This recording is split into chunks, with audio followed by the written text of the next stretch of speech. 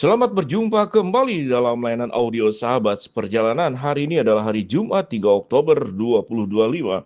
Tema renungan saat teduh kita dengan judul Beriman dan Mengasihi. Firman Tuhan terambil dalam Kolose pasal 1, ayat yang ketiga sampai dengan kelima.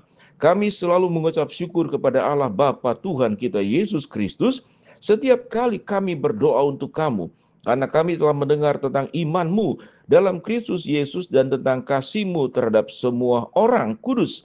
Oleh karena pengharapan yang disediakan bagi kamu di sorga, tentang pengharapan itu telah lebih dahulu kamu dengar dalam firman kebenaran, yaitu Injil. Mari kita berdoa. Bapa yang di dalam surga, biarlah kami menjadi orang percaya yang beriman, namun kami juga melaksanakan iman itu di dalam bentuk mengasihi. Dalam nama Tuhan Yesus kami berdoa. Amin. Shalom sahabat perjalanan yang dikasihi Tuhan. Ada sebuah pelajaran dalam kehidupan seorang percaya, yaitu adalah keseimbangan antara pengetahuan, antara tingkah laku rohani, tetapi juga kehidupan yang benar-benar melakukan apa yang menjadi pengetahuan kebenaran firman Allah itu sendiri. Kalau kita bertanya, siapa itu orang Kristen yang baik? Apa itu anak Tuhan yang baik? Maka jawaban yang paling mudah adalah, yang rajin baca Alkitab, yang rajin berdoa, yang rajin beribadah, bahkan yang rajin melayani. Itulah anak Tuhan yang baik. Namun sesungguhnya itu adalah kegiatan kerohanian. Itu hanya media untuk kita bisa menyatakan sebagai anak-anak Allah. Maka beriman tidak hanya berbicara tentang aktivitas rohani.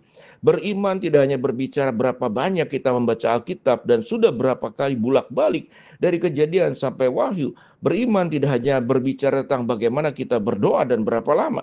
Bukankah orang Farisi juga berdoa dengan kalimat yang panjang-panjang?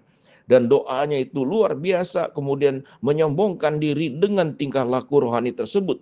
Ada sebagian orang yang pada akhirnya kemudian terjerumus ke dalam dosa, bukan perbuatan dosa yang dilakukan di luar kegiatan gereja, tetapi justru sedang melakukan dosa di dalam gereja. Dia melayani tapi sombong. Dia melayani, dia tahu banyak firman Allah, tapi firman itu dipakai buat mengkritik orang lain, bukan buat menghakimi orang lain dan merasa diri lebih baik dari orang lain. Maka bukankah orang tersebut yang menganggap dirinya beriman seperti ahli Taurat dan orang Farisi, tetapi sesungguhnya mereka sedang berbuat dosa tatkala melakukan kegiatan-kegiatan yang namanya kerohanian. Beriman tidak demikian. Beriman tidak cukup hanya tahu, tetapi harus melaksanakan apa yang kita tahu. Dan beriman itu harus memiliki sebuah keseimbangan antara pengetahuan dan juga antara perbuatan, antara mulut dan juga antara hati, antara pikiran dan juga kita bisa memahami pikiran orang lain. Itulah yang disebut dengan beriman dan mengasihi. Apa bukti daripada jemaat di Kolose yang dikatakan pujian Paulus kepada mereka? Apa yang firman Tuhan katakan? Kami selalu mengucap syukur kepada Allah Bapa Tuhan kita, Yesus Kristus, setiap kali kami berdoa untuk kamu, karena kami telah mendengar tentang imanmu. Lalu selanjutnya, dalam Kristus dan tentang kasih-Mu terhadap semua orang kudus. Ayat keempat, kami sudah mendengar tentang imanmu, tetapi juga kami mendengar tentang kasih-Mu kepada semua orang kudus.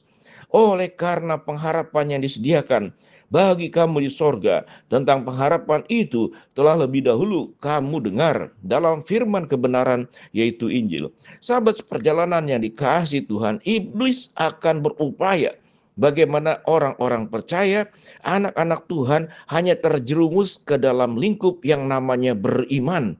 Dia atau lebih tepat kalimatnya adalah merasa beriman, merasa rohani, merasa baik, merasa benar. Dan tatkala perasaan-perasaan itu kemudian dimiliki oleh dirinya, maka timbullah kesombongan. Aku lebih baik dari yang lain. Aku lebih rohani dari yang lain. Aku lebih memahami firman dari yang lain. Maka rasa tinggi hati itu menjadi sebuah kehidupan, menjadi orang-orang yang munafik, sedangkan perbuatan dan kehidupannya, khususnya dalam mengasihi, itu tidak terwujud. Apa itu bentuk mengasihi? Mengasihi bisa diungkapkan dalam banyak cara. Bisa dalam bentuk pemberian barang, Tetapi juga bisa dalam bentuk memberikan maaf. Mengasihi juga bisa dalam bentuk salah satu yang terpenting, merasa diri orang berdosa dan tidak berani menghakimi orang lain. Karena waktu kita menghakimi orang lain, belum tentu di hadapan Allah kita lebih baik dari orang lain.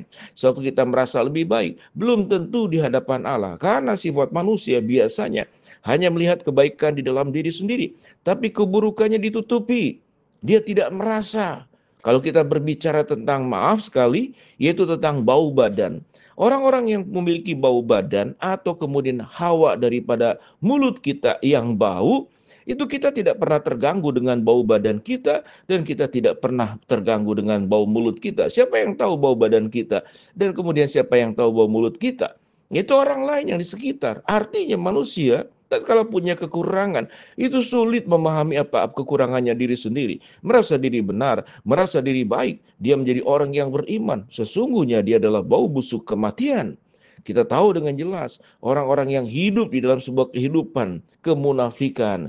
Tatkala apa yang diimani tidak diwujudkan dalam sebuah perbuatan nyata. Sewaktu kita dalam kehidupan sulit, kita minta tolong kepada Allah dan senang dibantu orang lain. Tetapi sewaktu orang lain mengalami kesulitan, apakah kita punya hati yang sama sewaktu kita berharap dalam kesulitan orang lain membantu kita? Di sanalah mengasihi. Mengasihi berarti kita bisa menempatkan diri kepada orang tersebut. Kalau kita berada di dalam posisi seperti demikian, bagaimana perasaan kita? Dan apa harapan kita diperlakukan oleh pihak lain? Tentu ada harapan-harapan yang kita bisa catat. Kalau itu adalah sebuah harapan juga yang ada pada diri kita, orang lain juga berharap kita menjadi orang yang penuh dengan kasih. Kasih bisa diungkapkan dalam pemberian barang, kasih juga bisa diungkapkan dalam pemberian penghargaan kepada perbedaan pandangan, perbedaan pendapat. Kasih juga bisa diungkapkan bahwa kita tidak berani menilai orang lain karena kita sendiri juga penuh dengan kekurangan. Itulah kasih. Kasih adalah sebuah kesadaran tentang siapa diri kita di hadapan Allah. Dan juga kasih juga sebuah kesadaran tentang siapa orang lain di hadapan Allah. Di hadapan Allah, kita adalah orang-orang yang dikasih Allah, dikasih oleh Allah. Orang lain pun sama, dikasih oleh Allah. Di hadapan Allah, kita adalah orang berdosa. Orang lain pun sama di hadapan Allah, juga orang berdosa. Setiap kita masing-masing memiliki pekerjaan rumah masing-masing, pekerjaan kehidupan pribadi masing-masing, bagaimana menjadi orang yang baik. Jangan terjerumus ke dalam satu ekstrim, kita menjadi orang yang beriman, sesungguhnya kita sedang melakukan tingkah laku rohani yang kita anggap beriman.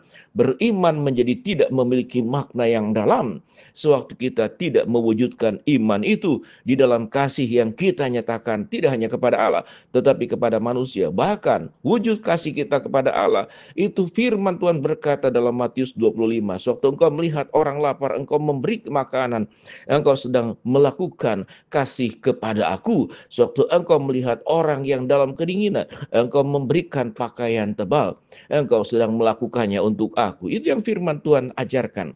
Mari sahabat seperjalanan, jangan kita terjerumus ke dalam sebuah sikap hidup beriman sesungguhnya sedang hanya melakukan tingkah laku rohani, tapi kita tidak menunjukkan di dalam perbuatan, di dalam bentuk mengasihi. Jadilah orang percaya yang beriman, tapi jadilah orang percaya juga yang mengasihi. Beriman tanpa mengasihi adalah sebuah kebohongan dan menipu diri sendiri.